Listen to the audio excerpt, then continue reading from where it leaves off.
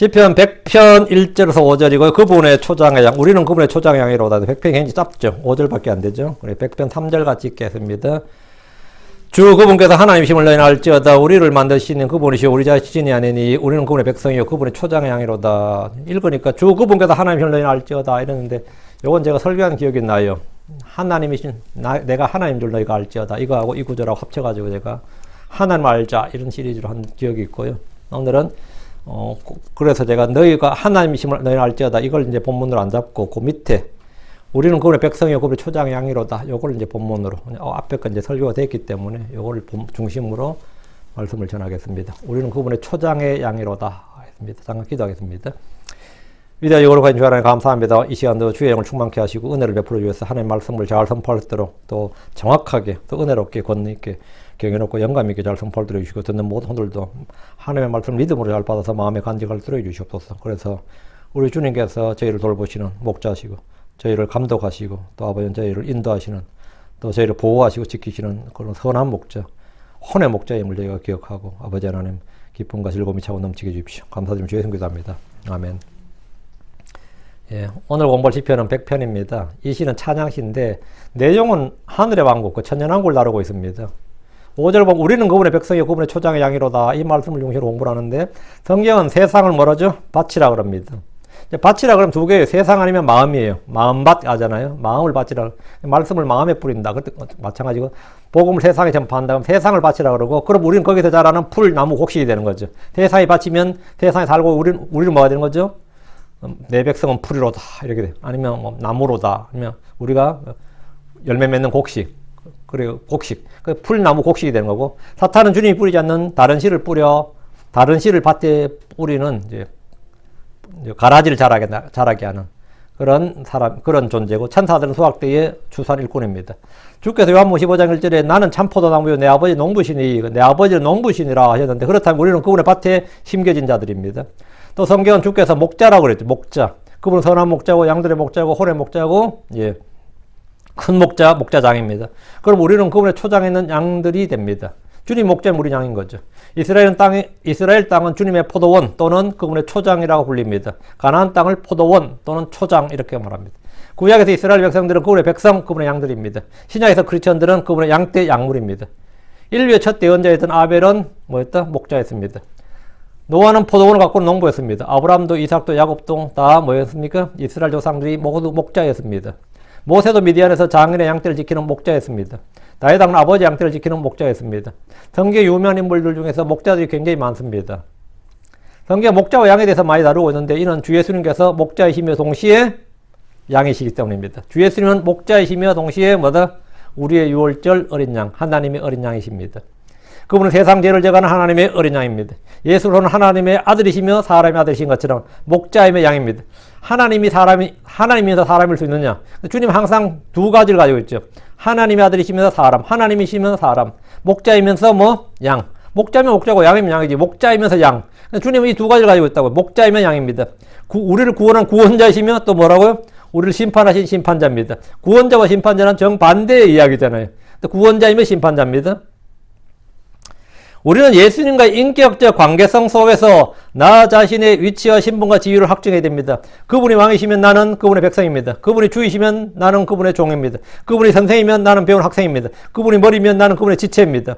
그분이 몸이면 목자면 나는 그분의 양입니다. 그분이 캡틴, 대장이면 나는 그분의 솔저, 군사입니다.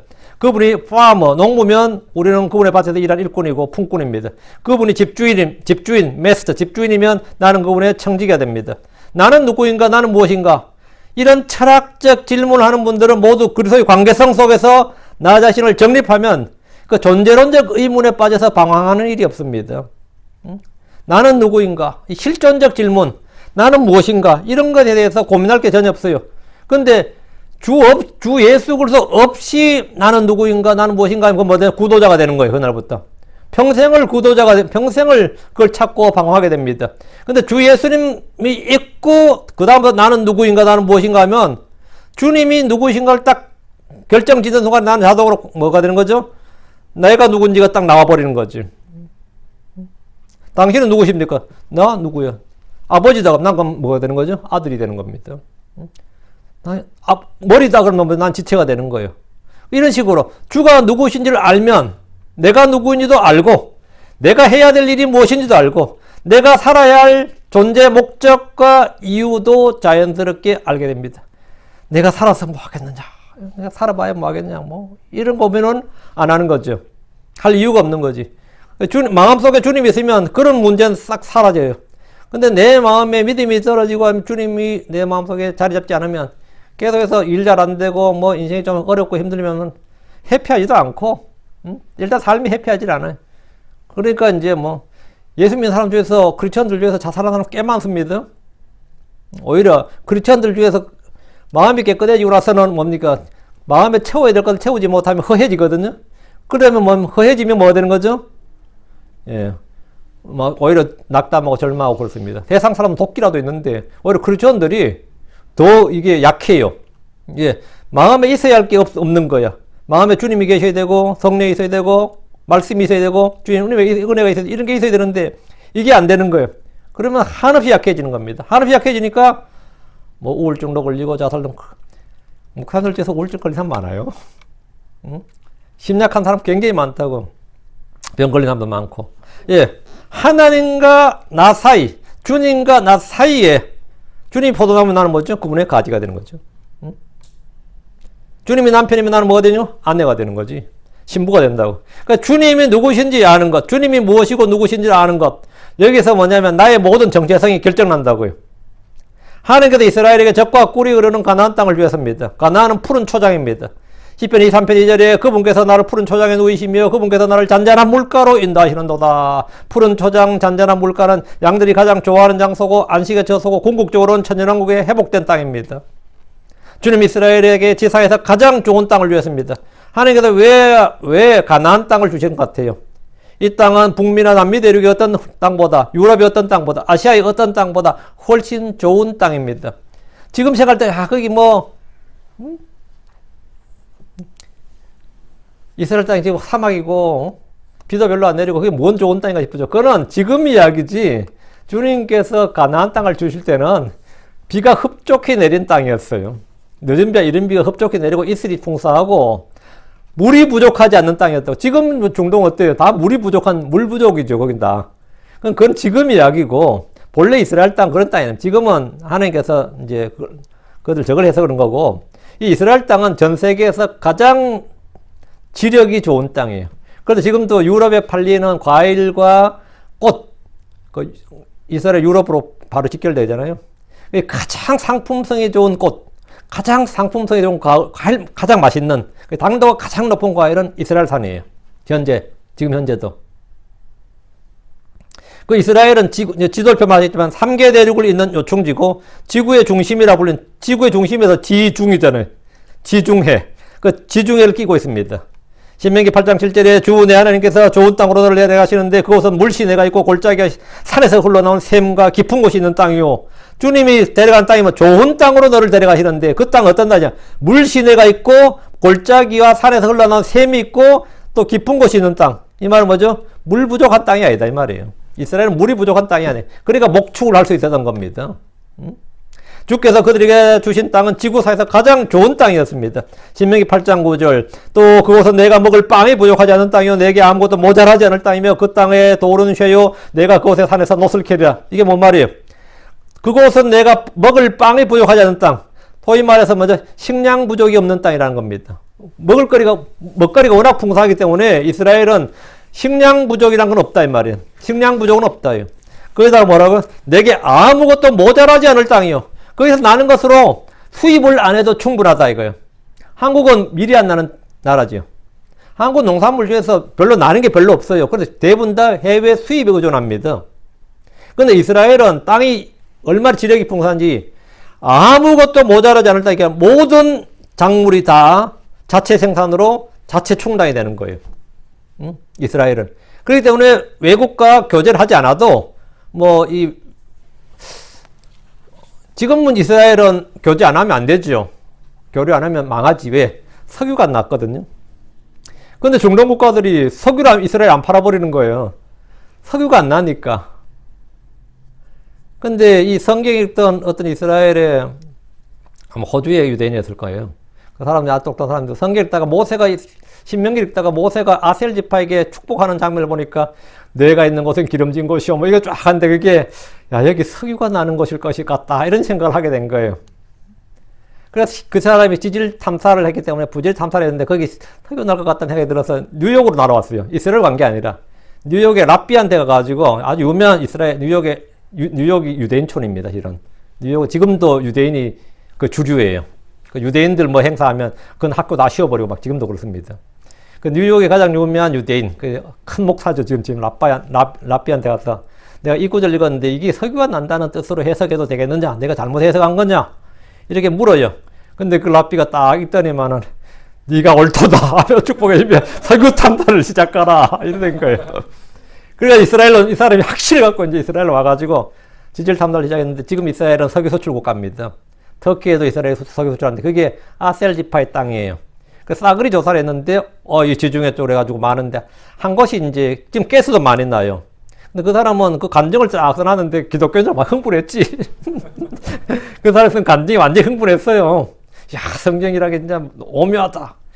제가 아는 분은 욥기 읽다가 눈의 보화를 이게 읽었거든요. 그러니까 눈의 보화가 있다 해서 맨날 눈을 연구했는데 이거 돈 못 벌었어. 그쪽 뭘 찾아. 눈에 무슨 보화가 있다. 성경에 보면 눈의 보화. 이 곡간에서 눈의 보화 이게 나오는데 여기 분명히 뭔가 있는데 가지고 그렇게 눈을 하면서 목사님한테 하다가 이게 맞겠죠? 목사님 뭐라 그래요? 축복해줘야지. 이럴지어다.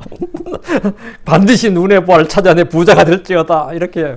근데 제가 볼 때 아직 부자 못 되고 연세도 너무 들었고 아마 뭐 살아생전 좀 어려울 것 같아. 내 개인적으로. 모르지 이제. 믿음으로 뭐가 일어날지는 모르겠는데. 이스라엘이 부족하지 않은 땅이다. 이 말은 진짜 중요한 말이에요. 내가 먹을 빵이 부족하지 않는 땅이요. 내게 아무것도 모자라지 않을 땅이요. 근데 실제 이스라엘 사람들은 이건 말이 안 되잖아. 석유가 없는데, 가스가 없는데, 지금 이제 그게 사라져 버렸어요. 석유와 가스가 해결돼 버린 거야. 응? 여러분이 대한민국이 늘 하는 말이 뭐죠? 석유 한 방울 안 나는 나라 그러죠? 안 나는 나라, 대한민국이 산유국이라는 사실을 아세요? 한국은 산유국입니다. 하루 2만 대 차량에 석유를 넣을 수 있는 그 석유가 지금 생산되고 있습니다. 그 석유가 SK 정유로 가가지고 거기서 여수로 가서 여수에서 정유를 해가지고 한데 너무 양이 적어서 그렇지 석유가 안 나는 나라는 아니에요. 석유는 나는 나라입니다. 근데 이제 좀 더 어떻게 해가지고 확 나버려야 되는데 너무 적지 양이. 근데 이스라엘은 지금 이제 부족한 게 없는 땅이란 거예요. 근데 그 옛날에 뭐 석유 필요 없을 때니까 아무것도 모자라지 않는 땅이었다고요. 이스라엘은 수출 국가였지 아무것도 수입할 필요가 없는 나라. 이거 엄청난 말이에요. 그 땅에 살면 식량 문제가 없습니다. 광물이 부족하지 않고 신명기 11장 11절 12절에 너희가 가서 소유할 땅은 산과 골짜기에서 하늘에서 내린 빗물을 흡수하는 땅이요. 또 주 내 하나님께서 보살피시는 땅이 한 해의 시작부터 끝까지 주 내 하나님의 눈이 항상 그 위에 있느니라. 이런 땅이라고. 그 가나안 땅 그들에게 가장 좋은 초장이었다 이거예요. 그들의 초장은 그들은 그럼 뭐죠? 땅이 초장이면 그들은 초장의 양들입니다. 시편 74편 1절 오 하나님의 주께서는 왜 우리를 영원히 내던지셨나이까? 주께서는 왜 주의 초장의 양들을 대적하여 주의 분노의 연기를 뿜으시나이까? 주의 초장의 양들 이스라엘 백성들이죠. 왜라고 묻는데 그건 말이 안 되죠. 그건 그들이 배교했기 때문이죠. 그건 불법을 저질렀기 때문이지. 주를 떠났고. 이 구절은 배교한 이스라엘에 대한 징계와 심판을 다루고 있습니다. 역사적으로 아시리아에게 망한 이스라엘, 바빌론에 멸망한 유다를 다루지만 예언적으로는 주의 날 대환란을 다루고 있습니다. 여기서 우리는 주의 초장의 양들 이런 말을 봅니다. 가나안 땅에 사는 유대인들이 주의 초장의 양들입니다. 그럼 그 땅에서 쫓겨나서 이방인들의 땅에 사는 유대인들이 성경에서 뭐라고 하냐면 멀리 있는 양들, 흩어진 양들. 멀리 있는 양, 흩어진 양들이 이 뜻이 뭐냐면 뭐라고요? 예. 유대 땅에 살지 않는 이스라엘 사람을 말합니다. 미국이나 유럽에 사는 이스라엘 흩어진 양들이고 멀리 있는 양떼입니다. 이거는 잃어버린 양하고는 다른 겁니다. 멀리 있는 양이지 잃어버린 양은 아니에요. 이스라엘은 주의 초장의 양들이라는 사실은 여러 번 반복되는 말씀이고 시편 79편 13절 그리하시면 주의 백성이여 주의 초장의 양들은 우리가 영원히 주께 감사를 드릴 것이요 우리가 주의 찬양을 모든 세대에 보여주리이다. 여러분 주의 백성이요 주의 초장의 양들은 우리 했으니까 주의 백성이 주의 초장의 양들이구나. 이게 성경 스스로 해석하는 거고요. 그 이스라엘 말합니다. 시편 95편 7절 이는 그분이 우리 하나님이시요 또 우리가 그분의 초장의 백성이기 때문이요 또 그분의 손의 양들이기 때문이로다. 오늘 너희가 그분의 음성을 듣거든 우리가 그분의 초장의 백성 그분의 손의 양들. 우리 초장의 백성이 위에서는 초장의 양들이라고 했잖아요. 위에서는 초장의 백성이라고 했잖아요. 그 양이 뭐라고요? 백성이라고요. 그 초장의 양들은 말 대신에 초장의 백성이라고 되어 있으니까 이스라엘을 그분의 초장의 백성, 그분의 손의 양들이라 이렇게 성경에 스스로 말하고 해석합니다. 주께서 온 세상에 흩어진 주의 양들을 모두 찾으십니다. 주님 잃어버린 양들을 찾으십니다. 이 말 우리가 복음을 전할 때 늘 하는 말이지만 문자 그대로 주님은 그분의 양들인 이스라엘을 찾아서 그들의 땅으로 데려오신다 이 말입니다. 예레미야 23장 1절 주가 말하노라 내 초자 양들을 멸하고 흩어버리는 목양자들의 화가 있을지어다. 내 초자 양들을 멸하고 내 초자 양들이 누구라고요? 주의 백성이라고 했죠. 그 내 초자 양들은 유대 백성들입니다. 양들을 멸하고 흩어버리는 목양자들이랑 왕과 통치자들 그리고 제사장들 일컫습니다. 구약에서 목양자 이러면 그건 뭐냐면 정치인이에요. 제사장도 왕, 제사장, 통치자, 뭐 천부장, 백부장 다 이런 사람들이 뭐냐면 신정일치국가니까 신정일치국가에는 뭐냐 정치권과 종교권이 일치한다고. 종교의 힘을 가진 사람이 정치의 힘도 갖고 있다고요. 그들이 뭐냐 다윗은 뭐죠? 왕이죠. 그 단지 왕이 아니에요. 동시에 그 사람은 제사장을 임명할 수 있는 종교권을 갖고 있다고. 그래서 이게 뭐라 하냐면 성경에서 구약에서 목자하면 그냥 종교적으로만 뭐 랍비나 이런 사람을 목자라는 게 아니고 통치자를 목자라 그래요. 통치자들을 목자라 그래요. 근데 내 초자 양들 멸하고 흩어버린 목양자들 이러면 뭐죠? 이놈들이 뭐 세금 거두고 약탈하고 해가지고 국민들이 언제나 가장 무서운 적은 누구예요? 언제나 정부입니다. 국민들의 가장 무서운 적은 언제나 정부예요. 조선시대의 백성들이 가장 무서운 놈이 누구였을 것 같아요? 왕과 사대부예요. 양반이라고. 지금 중국 백성, 이거 중국 사람들 동의할지 모르겠지만 중국 백성들의 가장 무서운 적이 누굴 것 같아요? 중국 공산당이에요.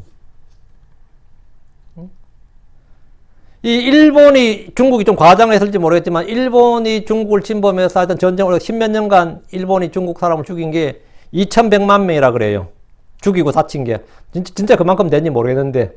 그럼 중국의 마오쩌둥이 지배 통치해서 죽인 중국 사람 몇 명일 것 같아요? 8천만 명입니다. 그것도 적게 잡았어. 보수적으로 잡았어.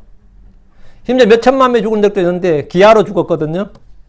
그런 저 고대 시대부터 시에다 청나라 때까지 기아로 죽은 사람보다 모택동이가 정권 잡은 몇 년 사이에 죽은 사람이 더 많아요. 그런데 그때마다 이제 자연재해로 죽었다고 발표를 했는데 이게 전부 다 굶어 죽은 겁니다. 기아로. 언제나 백성들이 가장 큰 원수는 말이죠. 외적이 아닙니다. 정부예요. 미국이 이 헌법을 만들 때, 건국의 아버지들 만들 때 그 헌법의 가장 기본이 뭐였냐면 정부가 백성을 괴롭히지 못하게 하는데 초점을 맞췄습니다. 그게 가장 중요한 헌법의 정신이에요. 그 진짜 중요한 겁니다. 우리가 자유를 얻는다고 할 때도 무엇에부터 자유? 정치인들로부터 자유예요. 정권이 우리를 세금을 걷어가고 노역을 시키고 뭐 가두고 이런 거 못하도록 하는 거. 그게 자유라고요. 근데 이스라엘의 통치자들은 뭘 해야 되죠? 목장자라며 양들을 먹이고 감독해야 되는데 약탈을 하는 거예요. 이건 어느 나라 부패한 정권들도 다 하는 일이 그거지. 약탈하고 그거 하는 게 그거라고. 목자들의 의무는 역할은 양들 먹이고 감독하는 겁니다. 주께서 에스겔 34장 31절 내 양떼 곧 내 초자 양떼에 너희는 사람이요 나는 너희 하나님이라 주 하나님 말하노라 하셨습니다. 초자 양떼는 사람입니다. 초장은 가나안 땅입니다. 양들은 배가 부르자 마음이 높아졌고 그들이 목자여 초장을 주신 하나님을 잊어버렸습니다. 호세 13장 6절에 그들이 자기들의 초장이 내는 대로 배가 불렀고 배가 부르며 그들의 마음이 높아져서 그런 까닭에 그들이 나를 잊었느니라. 뭐 배가 불렀고 여기까지 뭐죠? 할렐루야지 뭐. 배가 부른다는 건 좋은 거죠. 여러분 열심히 일한 거 왜 열심히 일하죠? 다 먹고 살자고 하는 일이에요. 응? 먹기 위해서 일하는 게 행복할 것 같아요? 살기 위해서 일하는 게 행복할 것 같아요? 먹기 위해서 일하는 게 행복한 사람입니다. 아닌 것 같아요? 살기 위해서 여러분 일하면 고역이에요. 진짜 우리가 살기 위해서 일하면 그건 정말 고통이라고. 근데 먹기 위해서 일하는 사람들은 여유롭지. 먹기 위해서 일해야 돼. 잘 먹읍시다. 그러니까 자기들 초장이 내는 대로 배가 불렀다잖아요. 그거는 할렐루야 하나님 복을 주신 거죠. 좋은 땅을 주셨고 배가 불렀으니까. 근데 문제 그 다음에 배가 불렀고까지 주님이 하신 일이에요. 그건 하나님 주신 복입니다. 배가 부름에 그들의 마음이 높아져서 그런 까닭에 그들이 나를 잊었느니라. 배가 부르니까 그런 까닭에 이 마음이, 배가 부르니까 배만 부른 게 아니라 마음이 높아지는 거예요. 나는 배가 나오는데 높아진 건가, 이것도? 배가 높아진 게 아니라 배가 지금 나오고 있어. 그래, 마음이 높아져서 그런 까닭에 그들이 나를 잊었느니라. 모든 배교의 원인과 타락과 실족하는 원인이 뭐냐? 주를 잊어버리는 겁니다. 늘 하는 말이에요. 주를 잊어버린다, 첫째. 다음엔 주의 법을 잊어버린다. 주께서 행하신 일을 잊어버린다. 이 세 가지예요. 응? 이 세 가지.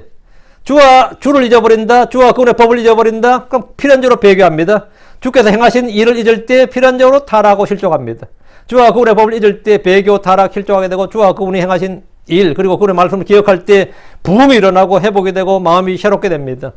여러분이 간단히 내 마음을 새롭게 하고 싶다. 간단합니다. 주의 말씀을 기억하는 겁니다. 주께서 나를 위해서 행하신 일들을 기억하고 그걸 읊조리고 묵상하고 그걸 깊이 생각하게 되면 여러분 마음에 부흥이 일어나요. 불꽃이 일어난다고 마음속에. 교회의 개혁 이런 거 있죠. 그 별다른 거 없습니다. 우리 교회의 부흥을 위해 기도합시다. 그 별거 없어요. 교회의 부흥, 교회 개혁이란 게 무슨 어떤 제도로 어떤 시스템으로 되는 게 아닙니다. 잊었던 주와 그분의 말씀을 기억하고 행하는 겁니다. 신앙의 부흥, 마음이 새롭게 되는 것은 어떤 종교 행사를 통해서 되는 것이 아닙니다. 부흥회라고 사경회라고 기도회라고 성경모임하고 금식, 릴레이 금식 기도라고 많은 일을 함으로써 내 영이 뜨거워지고 마음이 새롭게 되는 게 아닙니다. 주와 그분의 말씀을 기억하고 그분께서 나를 위해 행하신 일을 기억할 때 마음이 새롭게 되고 부흥이 일어나는 겁니다. 이스라엘은 주님을 잊었고 그분의 말씀을 잊었고 그분이 행하신 일을 잊었습니다. 기억하면 은혜와 감사가 나오고 잊으면 불평과 쓴뿌리와 반역이 일어납니다. 여러분들 내 인생에서 꼭 성경 기록이 아니라도 내가 그때 진짜 어려울 때, 저도 진짜 어려울 때가 있었는데 진짜 어려울 때 늘 그때를, 내가 어려우면 그때를 기억하게 돼요. 그때도 주님이 날 도우셨는데 이런 마음. 응? 정말 어려울 때, 저도 이제 진짜 어려울 때 하나님 나를 어떻게 도우셨는가, 기적 같은 일이 굉장히 많이 있었단 말이지. 그럼 그걸 늘 기억하게 되는 거지. 기억하게 되니까 뭐가 되는 거죠? 마음이 낙담하지 않고 one more, once more 이렇게 되는 거라고. 하나님 다시 한번 또 그런 거. 주님이 나를 위해서 행하신 일을 기억하는 거예요. 그러면서 주의 말씀을 또 기억하는 거. 그런데 이 기억을 하면 당연히 은혜가 되고 위로가 되고 마음에 감사가 나오고 찬양이 나와요. 근데 그걸 내가 잊어버리면 뭡니까? 사는 게 왜 이래? 내가 사는 게 왜 이래? 요즘 한국 되게 유행했던, 몇 년째 되게 유행했던 게 있던데, 세상이 왜 이래? 사는 게 왜 이래? 테스형 그런 게 있던데. 들어보셨어요? 어떤 한국 가수가 나오나 맞나? 제목이 뭐야? 하여튼 테스형이라 그러던데 어디서나 테스형이라고요. 내가 유튜브 자르다 막 나오면 나는 무슨 말인지 몰라가지고 말만 뒤에 테스형을 붙이더라고. 인생이 왜 이래? 소크라테스가 답을 줘요? 못 주죠. 지도 답이 없는 인간이었어요. 자기 자신도. 그 인간도 자기 자신 답이 없었다고. 사는 게 왜 이래? 테스팅하지 말고 사는 게 왜 이래요? 주님 이래야지. 예수님. 응? 그러면 그 사람 복음성가 가수 된 거잖아. 응? 안 그래? 테스팅 하지 않고 사는 게 왜 이래? 예수님 했으면 복음성가 가수 된 거라고. 응? 예수님이 답이지. 그 죽은 테스한테 묻는다고, 공자한테 묻는, 석가한테 묻는다고 답이 나와요? 그건 뭐 죽고 없는데. 응? 살아있는 주님한테 물어야지, 주님한테. 응?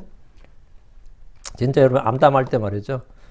저는 더 암담한 적도 많았는데, 그때 주님께서 나를 건져주셨는데, 응? 그때 주님 나를 건져주셨는데. 요엘설장 18절에 짐승들이 어찌 그리 신음하는가, 가축대가 어찌할 바를 모르니 이는 그들에게 초장이었기 때문이로다. 참으로 양떼가 황폐하게 되었도다. 주님이 가장 좋은 초장을 주셨는데 초장이 없다잖아요. 그래서 막 울부짖는다고. 초장이 왜 없어요? 참으로 양떼가 황폐하게 돼. 초장이 없으니까 양떼는 황폐하게 됐죠. 그들의 초장이 없다는 것은 주께서 그들이 주신 것을 그들이 빼앗겼기 때문입니다. 그들의 땅을 빼앗겨버렸어요. 양떼가 황폐하게 되었다는 것은 이스라엘 백성들이 모두 흩어진 걸 말합니다. 그러나 주님이 이 땅에 재림하시면 그들은 기름진 초장에서 먹습니다. 에스겔 34장 14절에 좋은 초장에서 먹이고 그들의 우리를 이스라엘 높은 산들 위에 두리니 그들이 거기서 좋은 우리에 누우며 이스라엘 산들 위에서 기름진 초장에서 먹으리라. 이게 주님의 약속이죠. 이건 천년왕국에서 회복된 이스라엘의 모습입니다. 좋은 초장, 기름진 초장에서 먹으리라. 예. 자, 본문 보겠습니다. 자, 1절. 주께 즐거이 소리칠지어다 너희 모든 땅들아. 이 한 구절만 보아도 이 시편은 메시아 왕국의 시편임을 쉽게 알 수 있습니다. 주께 즐거이 소리칠지어다. 노래하다, 찬양하다는 말을 격정적인 행동으로 표현한 말이 뭐죠? Make a joyful noise. joyful noise. 깍 하는 거 말고. 즐거이 소리치는 것은 요즘 사람들이 운동장에서 아니면 라이브 공연장이나 클럽 같은 곳에서 놀 때 흔히 보이는 반응인데, 그놈들도 소리치고, 또 스피커 크게 틀어가지고 귀를 먹먹하게 만들 정도로 뭐죠? 내죠. 노래방에서 즐거이 소리치는 사람들도 있고, 뭔가 신이 나거나 기뻐서 외치는, 그러다 즐거이 소리치는 사람들도 있습니다. 뭐 월드컵이나 올림픽 또는 주요 경기에서 팬들은 응원한 팀이나 선수들의 플레이를 보면서 열광하고 흥분합니다. 그들이 수시로 괴성을 질러대는 것을 우리는 쉽게 볼 수 있습니다. 그 한국 사람들은 뭐 손흥민이가 골 넣었다 그러면 뭐 괜히 흥분하고 좋아해요. 예전에 제가 한국에 있을 때는 그때가 대학 졸업했을 때였구나. 여기서 미국에 처음으로 메이저리그 진출한 사람이 박찬호였어요. 한국 사람들 박찬호 게임 한다는 막 LA 다저스 그냥 막 몰려들고 그랬습니다. 실제로. 그리고 그전 세대 사람은 독일에서 차범근씨 뛸 때 그 흑백 TV인데 그 차범근이 경기하는 거 그거 하면은 사람들이 그렇게 보고 그랬었어요. 자기가 좋아하는 팀, 응원한 팀, 그런 선수들의 플레이를 보면서 열광하고 흥분해요. 그들이 스스로 괴성을 질러대는 것을 우리는 쉽게 볼 수 있습니다. 정치 집회에서 지지자들이 열광해서 소리를 지르기도 하고, 뭐 하죠? 소리 지르죠? 자기 지지하는 사람 오르면 뭐 소리 지르잖아요. 반정부 시위를 하면서 소리를 지르는 이들도 있고, 주의 백성들은 어떤 팀이나 선수들, 가수들, 연예인들, 지지하는 정치인들에게 환호하며 즐거이 소리치는 것이 아니라 주께 즐거이 소리쳐야 됩니다. 오늘 교회 예배, 특히 침례교회에서는 소리치는 일이 거의 없습니다. 우리 교회에서 소리치라 그러면 어떨 것 같아요? 즐거운 소리를, make a joyful noise 해가지고, 한번 해볼까? 이게 소리치는 게 얼마나 쑥스러워. 할렐루야! 하면 되겠네. 주여 삼창 합시다. 교회에서 하잖아요. 난 주여 삼창 나쁘다 생각하면 한 번도 없어요. 그래, 주여! 다시 한번, 종 한번 땡! 주여! 저도 그 교회 가봤거든, 그런 교회. 그거 신나더라고. 다시 한번, 주여! 하고 나서, 할렐루야! 하고 이제 이렇게 하면 어때요? 신이 나지. 안 나? 솔직히 나지. 그 중간에 목사님도 설교 한번 하다가, 다 같이 할렐루야 한번 합시다 하면서 할렐루야 하면, 주께 즐거이 소리를 지르는데, 이 오순절 교회나 은사주의 교회는 지금도 많이 하고 있습니다. 근데 이 독립침례교회, 특히 킹잼성경에서는 침례교회에서는 뭐 즐거이 소리치는 일이 거의 없습니다. 우리 교회 같은 경우는 아멘 해도 소리도 안 내죠. 아멘. 이러잖아요. 나는 입모양만 봐. 소리는 안 들리고, 아멘. 이런 분들 몇 있더라. 아멘. 소리를 내. 누가 뭐라 그러잖아요. 응? 아멘. 이래, 좋네. 들려요? 아멘. 스피커 켜도 안 들린다, 지금. 이 침례교회는 기본적으로 좀 조용한, 아예 사일런 모드예요, 기본적으로. 거의 묵은 모드로 예배를 드린다고. 거의. 예. 노래를 부를 때나 기도할 때도 비교적 조용하고 엄숙하게 하기 때문입니다. 오순절 교회들, 은사주의 교회들은 이제 열광하죠. 소리를 지르고, 열정적으로 몸을 흔들고, 막, 밴드 북치고 말이죠. 꽹가리 치고, 막, 하거든요. 여기 아예 웬만한 교회들은 대부분 밴드 있어요. 그럼 막 두들기거든요. 그러면, 막 열광적으로 하지. 진짜, 조이풀 노이즈는 모르겠고, 하여튼 노이즈는 확실해요. 조이풀인지는 모르겠는데, 노이즈는 확실해. 예전에 아는 후배가 있었는데, 이 친구가, 가가 지금 서양사학과였던가 하여튼 그랬는데, 항상 목이 쉬어 있어요. 1년 365일 내내 항상 목이 쉬어서 있는데, 평소에 정상적인 목소리를 거의 내지를 못했습니다. 이야기를 해보면. 목이 항상 쉬었는데, 왜 맨날 목이 쉬어 있냐? 그러다 성대결절 걸린다. 네 목에 문제 생긴다. 왜 그러냐? 물어봤더니만, 교회에서 통성으로 크게 기도하는데, 그놈의 교회 이름이 성령교회야. 상당히 큰 교회입니다. 이 교회는 다 통성으로 기도하는데 다 방언으로 기도를 할 때 몇 시간씩 소리를 질러대다 보니까, 이게 다 일주일에 몇 번 교회를 가니까 나갈 일이 있어요, 없어요? 없는 거예요. 1년 365일 내내 소리를 질러대다 보니까 그래 기도라니까 목이 늘 쉰다는 거예요. 내가 이제 그때 이제 킹잼성경을 들고 그 방언 외국어다 니 하는 거 방언 아니다 하면서 이제 근데 이 친구는 그렇게 방언해서 방언할 때 몸이 짜릿해지고 흥분하기도 하는데 제가 방언을 제일 잘하는 종교가 어딘지를 아느냐? 정토교. 남녀 호랑객교라는 겁니다. 한국에서 그 남녀 호랑객교라고 그 일본에서 나온 민속 종교예요. 일본에서 한 거로. 그 민속 거기 있는 사람들이 방언을 그렇게 잘해요. 몇 시간씩 하지. 그 방언 하는 거 녹음 들어가지고 순복음교회 가서 들려줘서 이 사람 진짜 믿음 좋은 사람이죠 하면 어떨 것 같아요? 어떨 것 같아요? 방언은 티베트 성녀들도 하고 불교 성녀들도 합니다. 티베트 성녀들이 좀 많이 하고요. 제가 가장 많이 하는 이 종파는 이 통계적으로 볼 때는 남녀 호랑객교예요. 거기 사람들이 방언을 잘해요. 엄청 많이 해요. 그래요. 이 방언이라는 게 뭐라고? 근데 교회에서 그짓 하는 거예요. 남녀 호랑객교회들이 뭐라 그러겠어요? 진짜 같은 업에 종사하는 사람이지. 진짜 동료의식을 느끼지. 목이 늘 쉬는 거예요. 그래서 한 번은 같이 있었는데, 낮잠을 잤는데 그 친구가, 우리가 이제 방언 못 하겠더니만, 아이고, 자면서 터지는 거예요. 잠자는데 방언이 터지는데, 옆에 내가 딱 보는데 가관다이더라고. 이게 막, 진짜 막, 그 내가 깨웠어요. 응? 계속 하는 거예요. 야, 목 쉰다, 그만해라. 그랬어요. 야, 또 목 회복 안 된다, 그만해라. 우리는 그런 식의 기도나 찬양을 드리지 않기 때문에 저는 굉장히 그런 게 이상했습니다. 자, 잘 봐요. 주께 즐거이 소리칠지어다 했죠. 하늘의 왕국에서 백성들이 시온에 계신 그분 앞에 올 때, 얼굴 마주보고 그분을 뵙게 될 때, 그분께 즐거이 소리칠 겁니다. 주께서 나귀를 타고 예루살렘 오실 때 백성들이 어땠어요? 즐거이 소리쳤어요. 마태복음 21장 9절에 앞에서 가고 뒤에서 따르던 무리들이 외쳐 이르되, 외쳐 이르되 하는 거 있죠. 외쳐 이르되. 호산나 다윗의 자손이여 찬송하려다 주의 이름으로 오시는 이여 가장 높은 곳에서 호산나. 이게 지금 즐거이 소리를 치는 겁니다. 외쳐 이르되란 말이 소리치는 거예요. 주를 보는 아이들이 성전에서 소리쳤습니다. 그러나 며칠 뒤 유대인들은 주 앞에서 총독 빌라도에게 또 주 예수님 앞에서 소리를 질렀는데 뭐 했어요? 마태복음 27장 3절 총독이 이르되 무슨 까닭이냐 그가 무슨 악한 일을 하였느냐 그들이 더욱 소리를 지르며 이르되 그를 십자가에 못 박아서 사더라. 이건 즐거이 소리치는 게 아니죠. 분노로 소리치는 거지. 어쨌든 이들은 소리 질렀어요. 주님은 그들이 분노해서 지른 소리를 다 들으셨습니다. 빌라도가 이 무리들을 진정시키려 했지만 그들이 다시 소리를 지르며 그를 십자가에 못 박아서 했습니다. 누가복음 23장 23절에서는 그들이 큰 소리로 재촉했다 기록하고 있습니다. 초림 때 그들은 주님을 죽이자고 그분 앞에서 분노하며 소리를 질렀고 재림 때 그들은 주님 앞에서 기쁨과 즐거움으로 소리를 지릅니다. 2절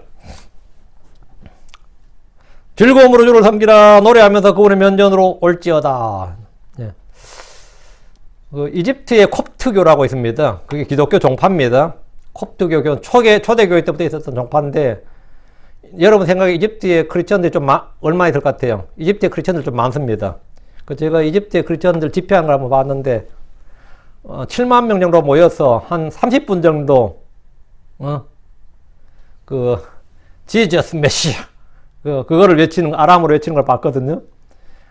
한 7만 명 정도가 진짜 엄청나더라고요. 그런 거 진짜 주께 즐거이 소리칠지어다 하는 거. 주께 즐거이 소리칠지어다. 우리도 그런 거 한번 하고 싶네요. 주께 즐거이 소리칠지어다. 다시 1절 하늘의 왕국에서 백성들이 시온에 계신 그분 앞에 올 때 이렇게 한다고요. 자 2절 즐거움으로 주를 섬기라 노래하면서 그분의 면전으로 올지어다. 면전 얼굴 앞 이 말이고요. 이 역시 하늘의 왕국에서 성취될 말씀입니다. 구약 성도들 중에서 다윗처럼 기쁨과 즐거움으로 주를 섬기는 이들이 있지만 일반적으로 율법을 따라 주를 섬겼습니다. 그들은 율법에 속박 아래 있었습니다. 죄를 지을 때마다 희생한 물을 들고 주의 성전으로 나오는 일은 그리 즐거운 일이 아니었을 겁니다. 즐거움으로 주를 섬기라. 근데 주의 즐거움, 말씀이 주는 즐거움, 성령의 기쁨을 마음에 가져야 즐거움으로 주를 섬길 수 있습니다. 여러분이 누구를 섬길 때는 즐거움을 할지니라. 섬기는 자는 말, 섬기는 자는 즐거움을 할지니라. 즐거움으로 해야 돼요. 여러분 기쁨과 즐거움이 있습니까? 마음속에 여러분 기쁨과 즐거움이 있습니까? 주께서 우리 안에 성령을 주신 같이 주의 기쁨을 우리 안에 두셨습니다. 성령 열매가 기쁨이에요. 하나님의 왕국이 뭐예요? 성령 안에서 의와 희락과 기쁨입니다. 희락이 뭐예요? 딜라이트, 기쁨이에요. 요한복음 15장 11절에 내가 너에게 이 일들을 말한 것은 내 기쁨이 너희 안에 머물러 있어 너희 기쁨이 충만하게 하려 함이니라. 내 기쁨이 너희 안에.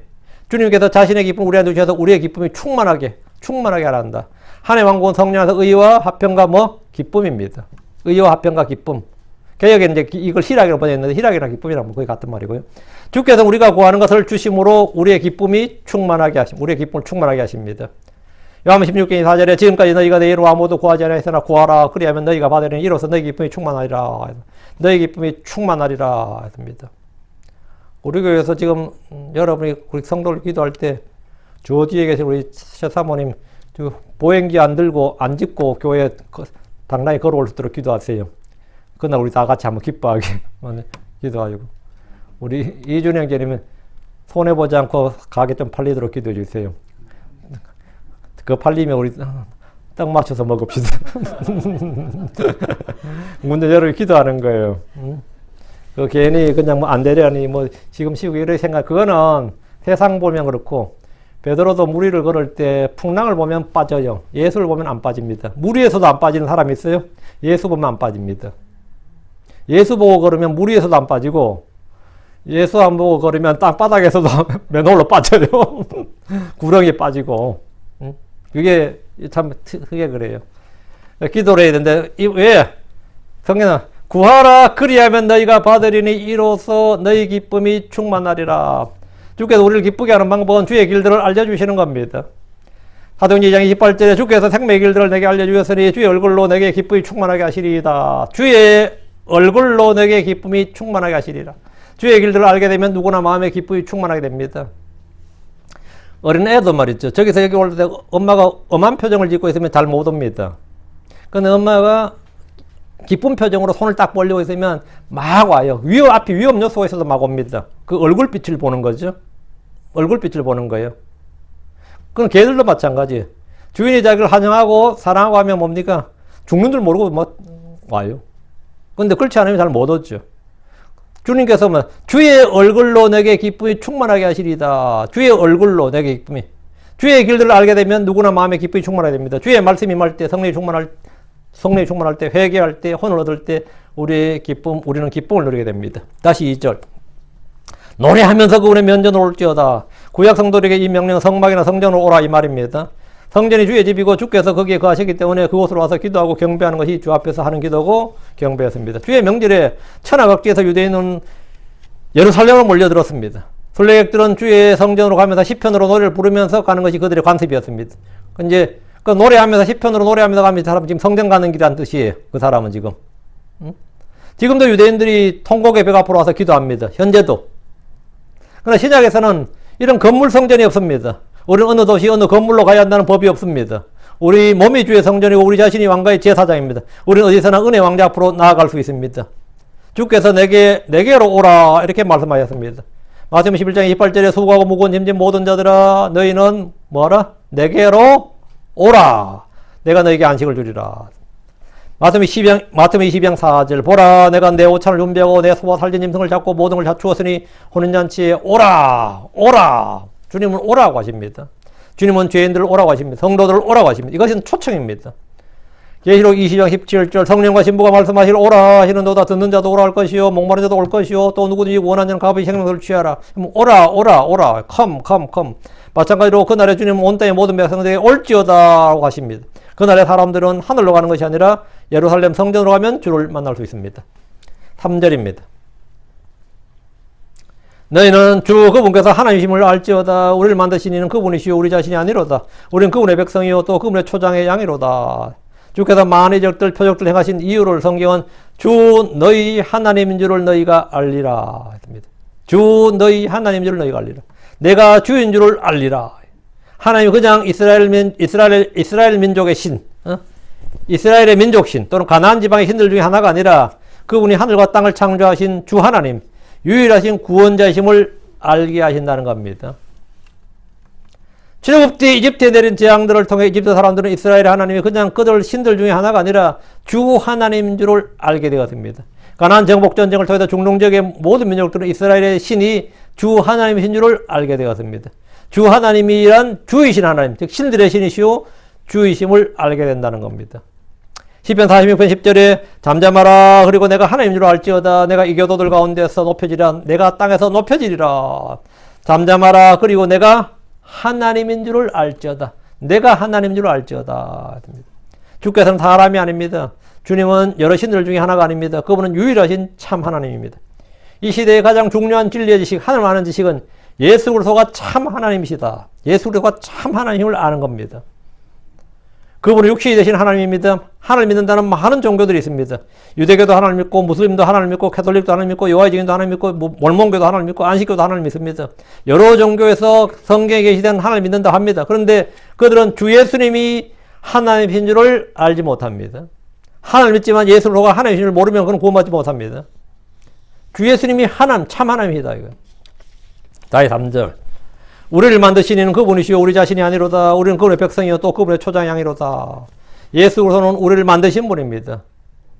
시편 95편 6절에 오라 우리가 경배하고 절하자. 우리를 만드신 분 곧 주 앞에 무릎을 꿇자. 나를 낳으신 육신의 부모가 있지만 모태에서부터 나를 만드신 분은 주 하나님이십니다. 사람들은 생명의 신비라고 말하지만 주님은 그것을 만드신 분입니다. 시편 139편 14절에 내가 주를 찬양하리니 내가 두렵고도 놀랍게 만들어졌나이다.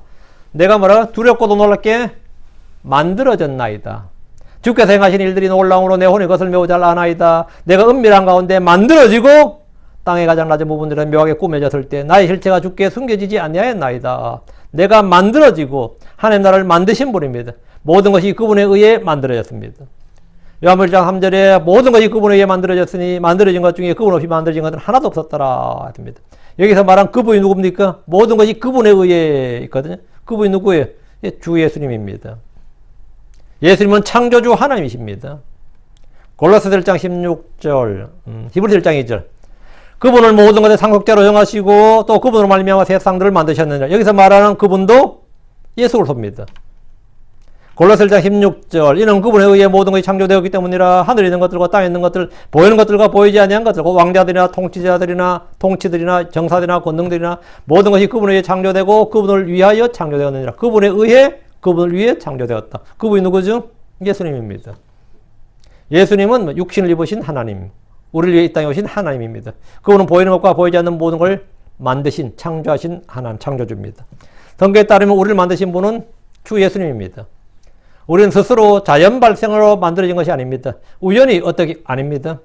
우리는 빅뱅으로 생성된 것이 아닙니다. 우리는 무기물에서 유기물로, 유기물에서 아메바, 단백질로, 원시생물에서 진화된 것이 아닙니다. 우리는 돌연변이로 생성된 것이 아닙니다. 우리를 만드신 분은 하나님이십니다. 우리를 만드신 분은 하나님이라고. 그분은 자신의 형상에 따라 자신의 모습으로 사람을 만드셨습니다. 이 사실은 오늘날 기독교 고대 신화나 성경 신화로 불리는 실정이지만 역사적 사실이고 과학적 사실입니다. 아담은 실존 인물이 아니다. 그건 그 신화적 인물이다. 아닙니다. 아담은 실존 인물입니다. 노아는 실존 인물이에요. 아담, 이브, 가인, 아벨 다 실존 인물이라고 성경은 분명히 말합니다.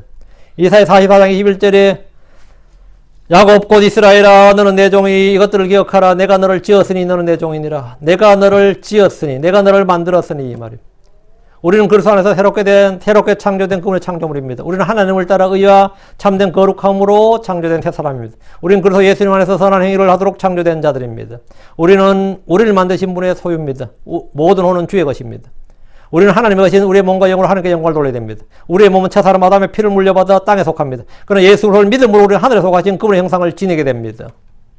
고린도전 15장 49절에 우리가 땅에 속한 그 사람의 형상을 지닌 같이 또한 하늘에 속하신 그분의 형상을 지니게 되리라. 지니게 되리라. 하늘에 속하신 그분의 형상, 예수 그리스도의 형상을 지니게 될 것이다. 우리는 하나님의 형상을 지니게 된다고요. 이것은 부활의 몸, 영광스러운 몸, 죽지 않고 쉬하지 않는 몸, 영적인 몸에 관한 것입니다. 하나님은 우리 안에 새 사람, 속 사람을 이미 그분의 형상을 따라 창조하셨습니다. 골로새 3장 10절 새 사람을 입었는데 이 새 사람은 그를 창조하신 분의 형상을 따라 지식에서 새로워진 자니라 했습니다. 우리는 그리스도 안에서 새로운 창조물, 새 사람을 만드신 분은 우리를 그리스도 안에서 새 사람, 새로운 창조물로 만드신 분은 하나님이지 우리 자신이 아닙니다. 우리 스스로 우리를 크리스천으로 만든 게 아니다 말이죠. 우리를 하나님의 자녀로 만든 것은 어떤 종교가 아닙니다. 하나님입니다. 우리를 새 사람으로 하나님의 아들로 만드신 분은 하나님이에요. 우리를 낳으신 분도 하나님이고 우리를 지으신 분도 하나님입니다. 죄인을 크리스천으로 만드신 분은 우리 자신이 아닙니다. 어느 교회가 아니에요. 하나님입니다. 다시 3절. 우리는 그분의 백성이요 또 그분의 초장의 양이로다. 우리는 그분의 백성이라고 할 때 우리는 구약에서는 이스라엘, 신약에서는 크리스천들입니다. 물론 지금도 유대인들은 그분의 백성이고 아브라함의 자손입니다. 그런데 신약에서는 유대인들 외에 새로운 백성이 있습니다. 그들은 크리스천입니다. 하나의 백성, 하나의 아들들이 따로 있다고요. 시편 102편 18절에 이것이 다가올 세대를 위해 기록되리니 창조될 백성이 주를 찬양하리라. 이 창조될 백성이거든. 창조될 백성 누구예요? 새로운 창조물 크리스천들이에요. 주님은 유대인들 외에 새롭게 창조될 백성, 다가올 세대가 있다 이거예요. 그들이 하나님의 백성이라 불린다 이거예요. 하나님의 아들들이라 불린다. 성경은 이미 유대인들 외에 다가올 세대 창조될 백성에 대해서 말씀합니다. 크리스천들은 새로운 창조물로서 그분의 백성입니다. 우리는 우리를 만드신 분, 만드신 그분의 백성입니다. 우리는 그분의 초장양입니다. 주님은 선한 목자입니다. 우리는 그분의 초장양이다. 이건 정말 중요한 진리예요. 내가 양이란 말은 여러분은 풀을 구할 필요가 없습니다. 풀을 구하는 임무는 누구에게 있어요? 목자에게 있습니다. 여러분 물을 구할 필요가 없습니다. 모든 동물들은 스스로 물가를 찾아내가 자신이 찾아가서 계곡으로 가서 먹고 마셔야 돼요. 그러나 양은 그렇지 않습니다. 양은 목자가 인도하는 겁니다. 물가로. 쉬는 것도 목자. 모든 일은 다 목자가 합니다. 이 말은 여러분이 자신이 양이라 사실을 알면 모든 삶의 문제에서 다 놓인다 이거예요. 응? 주님 저는 양입니다. 그럼 끝나는 거예요. 주님 저는 양입니다. 주님의 양입니다. 구약에서는 이 말씀이 늘 이스라엘 백성에게 사용되었습니다. 신약에서는 크리스천들에게 적용됩니다. 그분은 혼의 목자요 감독입니다. 주께서 나는 선한 목자니라 선한 목자 양들을 위해 자기 생명을 주거니와 나는 선한 목자라 내 양들을 알고 내 양들도 나를 아노라. 주 예수님은 양들의 큰 목자입니다. 우리는 주가 누구인지 알아야 되고 그러면서 또 내가 누구인지 알아야 됩니다. 나는 그분의 초자양 그분의 백성입니다. 그분이 나를 만드신 분이고 나는 그분의 창조물입니다. 이런 기본적인 관계성을 기억한다면 믿음에서 떨어져 타락하거나 실족할 일이 없습니다. 이 기본적인 관계성, 하나님과 나의 관계성. 주님 나는 뭐다? 양입니다. 그러면 나를 서포트할 모든 책임과 의무는 누구한테 있다? 목자에게 있습니다. 주님에게 있어요. 선한 목자는 4절입니다. 4절이에요. 감사와 더불어 그분의 문들로 들어가며 찬양과 더불어 그분의 들로 들어가라. 그분께 감사하며 또 그분의 이름을 찬미하라. 감사와 더불어 그분의 문들로 들어가라는 것은 성전 문들을 말합니다. 하늘의 왕국에서 예루살렘은 아름다운 도시, 거룩한 도시, 주께서 거기 계시다는 이름의 도시로 불립니다. 맞죠? 도시 이름 자체가 뭐냐면 주께서 거기 계시다 이거예요. 천년왕국에서 그 예루살렘의 도시 이름이 주께서 거기 계시다. 왕이 계시는 도시를 뭐라 그러죠? 왕도라 그러죠. 수도란 뜻이 뭐죠? 머리가 되는 도시란 뜻입니다. 어느 나라 수도가 캐피털 시티 말이에요. 그 주님 예루살렘의 시온에 계셔. 그럼 그 도시 이름이 뭐가 되는 거죠? 주께서 거기 계시다. 이게 도시 이름이에요. 거기는 문들이 있습니다. 그리고 높은 산에 주의 집이 있고 왕좌에 앉은 주 예수님이 계십니다. 감사와 더불어 그분의 문들로 들어가라. 감사와 더불어. 이 감사와 더불어란 말이 이게 굉장히 중요한 말이에요. 왜? 감사와 더불어란 말은 감사 연물, 감사 예물을 가지고 들어가라 이 말인데 예물 주고 들어간 말인데 감사의 희생물은 자원 헌물로서 자기 의지대로 드리는 헌물입니다.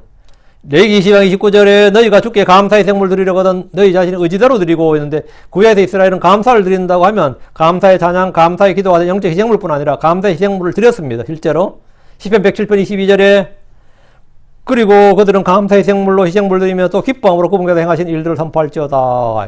시편 116편 17절에도 내가 주께 감사의 생물 드리리라 그리고 주의 이름을 부르리라. 희생물 드리리라 주의 이름 부르리라 이건 기도죠. 하늘의 왕국에서도 이와 같이 감사의 생물을 들고 그분의 문들로 들어가라 이 말입니다. 신약에서 크리스천들은 감사의 목소리, 감사의 노래로 희생을 드리면 됩니다. 우리는 영적 희생물 드리는 제사장들이기 때문입니다. 한국말에 여러분이 잘 아는 말 중에 약국의 감초란 말 들어보셨죠? 약방의 감초. 왜 그런 말 쓰인 것 같아요? 한약이 쓰죠 기본적으로. 그 쓴맛을 완화시켜주는 게 감초예요. 그래서 모든 한약에는 감초가 다 들어간다고. 한약이 찍을 때 그 모든 약에는 다 들어가는 게 감초이기 때문에 약방의 감초라 그래요. 약국의 감초. 그런 말 많이 쓰실 거예요. 그렇다면 말이죠. 성도들에게 찬양이든 예배든 기도 모임이든 뭘 하든 간에 모든 일에 뭐가 필요하다? 감초가 아니고 감사. 약방의 감초, 성도들의 감사. 모든 일에 감사와 더불어 감사가 필요합니다. 감사와 더불어 이 말은 모든 일에 감사란 말이에요. 불평하지 말고 내가 불평해서 될 때 감사합니다 주님 하고 시작하라고요. 그래야 이 불평이 억눌러져요. 이 불평이라는 것은 박고랑에 있는 독초처럼 올라옵니다. 사람 육신이라는 것이. 근데 그 불평이나 초조함, 불안, 염려, 근심을 딱 잠재우는 거. 이게 뭐냐면, 그 제초제가 뭐냐면, 감사예요. 감사와 더불어요. 감사와 더불어. 일단 하나님께 감사합니다 하는 거예요. 그 내가 감사할 마음이 생겨야 감사하죠. 그게 아니고, 하나님 명령에 순종을 하는 겁니다. 자기를 부인하고. 지금 상황이 도저히 감사할 상황이 아니야. 지금 짜증이 나. 불평이 나. 솔직히. 응? 막 금식하면 막 기도하고 했는데도 잘 안 되고 이러면 막 짜증이 나지. 그럴 때 어떨 것 같아요? 주의 말씀에 의지하여 감사합니다. 여러분 감사의 생물 드리는 겁니다. 그렇게 감사의 생물 드리면 그 뭐라고요?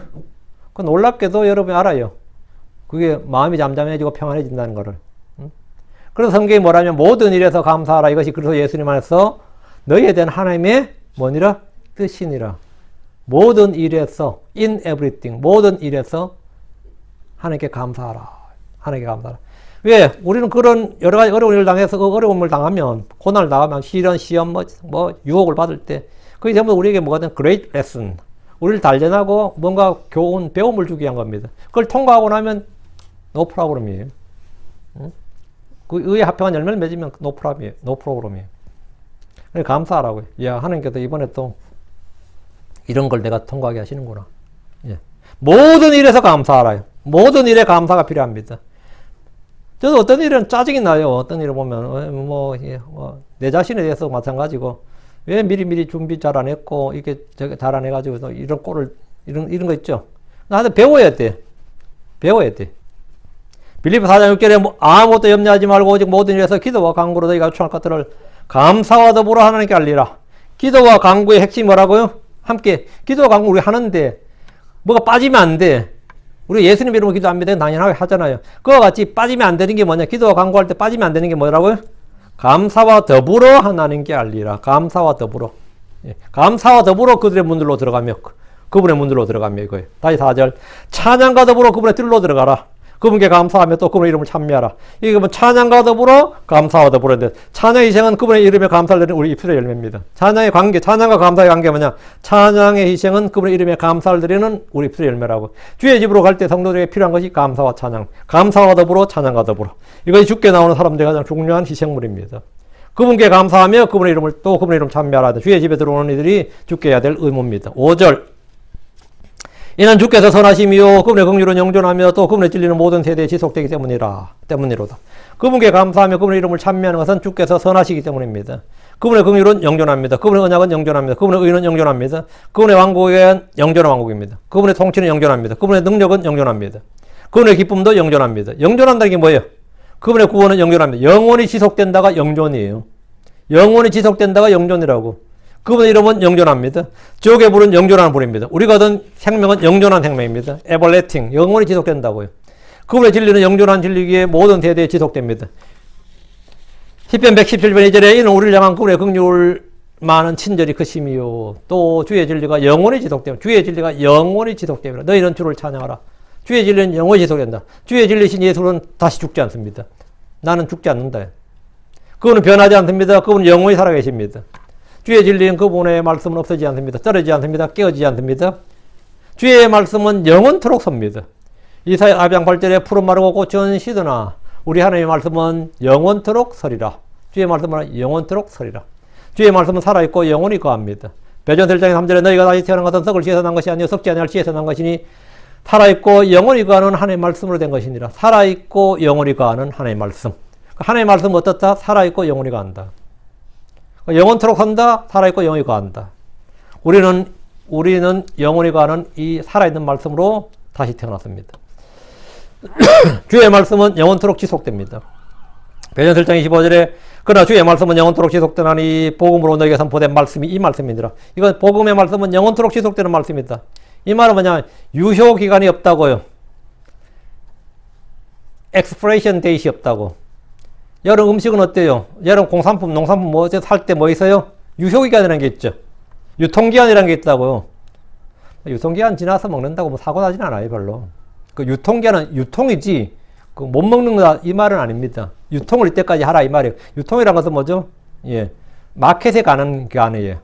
근데 우리 이제 유통기한 지나면 다 버리지. 옛날에 먹을 거 없을 때는요, 미군들이 버린 유통기한 지난 것들 제발 우리 주세요 막 그랬어요. 심지어 냉장고가 고장나서 고기가 상해가지고 묻으려고 그러는데 그 미군 부대 일하는 한국 사람들은 그걸 왜 버리냐고 왜 묻냐고 제발 우리에게 주세요 그랬고, 먹을 게 없으면 그래요. 영국의 광우병이 나서 200만 마리의 소를 죽였습니다. 태워 죽였어요. 200만 마리 넘을 겁니다. 대충 200만 마리라고 이야기하던데, 그때 북한에서 뭐라고 그랬어요? 그 소 다 우리 달라 그랬어요. 200만 마리면 어떻게 된 거죠? 우리는 상관없다고, 광우병이든 뭐든 우리는 상관없다고 그랬어요. 그 진짜 정치권에서 정확하게 요청을 했는데, 참여연구에서 광우병 걸린 소를 죽이가 이 국제적 변화 여론이 너무 신경 쓰여서 진짜 주고 싶은데, 왜?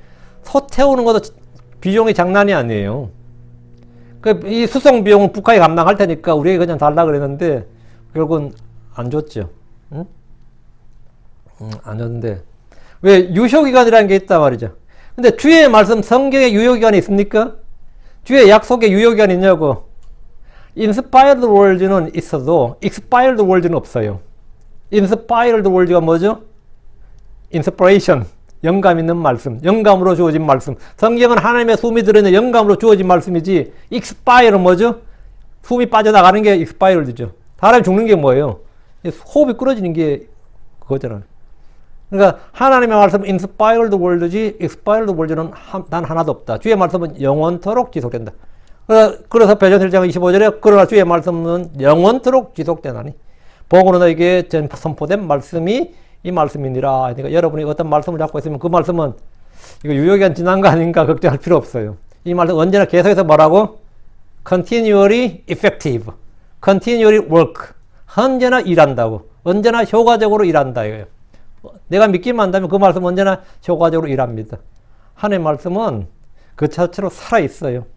그래서 여러분이 뭐 걱정할 거 없어요. 내가 눈만 열면 빛이 들어오듯이 내가 마음만 열면 말씀은 여러분 속에 들어옵니다. 그리고 믿음은 생성돼요. 주의 말씀은 영원히 하늘에 정착되었습니다. 시편 119편 89절에 오 주여 주의 말씀은 영원히 하늘에 정착되어 싸우며 영원히 하늘에 정착되었다. 하늘에도 주의 말씀이 있다 이거예요.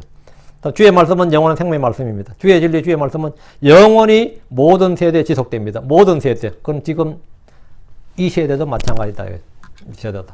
주의 말씀은 언제나, 이건 고대의 말씀이 아닙니다. 옛날 옛적의 말씀이 아니라 유효기간이 없는, 언제나 효과적이고 권능 있게 일하는 말씀, 권능 있는 말씀이다. 우리가 믿을 때 그 말씀 효력있게 일합니다. 오케이. 예. 오늘은 그분의 초장향인데 이 말씀이 우리에게 빵이 되고 음료가 되고 꿀이 되고 뭐 다 되는 거죠. 모든 것이 됩니다. 하나님께서 풍성하게 여러분을 먹이실 줄로 믿고 나는 그분의 백성이고 그분의 초장이로다 하시니까 주님은 그럼 나의 왕이시고 나의 주시고 나의 뭐다? 내가 목자죠. 내가 양이면 그분은 목자죠. 이 관계성을 딱 개념을 딱 잡아 놓으시면 기억하시면 돼요. 내가 기억하는 한 그 말씀이 일한다. 기도합시다.